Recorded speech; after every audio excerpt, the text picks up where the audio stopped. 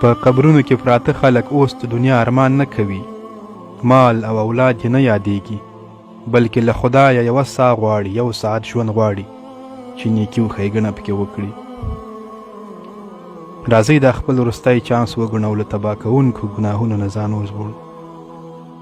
خیر که د روژې دا تېرې ورځې مو ضایع کړې وي، لا هم چانس شته دی. روژه د خدای میلمه ده، همدا اوس هم ناوخته نه ده. هسې نه الله تعالی ته له موږ نه شکایت وکړي. روژه الله تعالی ته خوشحاله ورولېږو تر څو د هغه په مخ کې زموږ شفاعت وکړي. الله جل جلاله ته چې هر وخت مخ ورواړو، هغه په مینه رانږدې کېږي او له وریان راباندې کوي. راځئ ورلنډ شو، راځئ له خدای سره په خلا شو او په توبې سره د شریر شیطان مخ ورتور کړو. السلام علیکم ورحمة الله وبرکاته.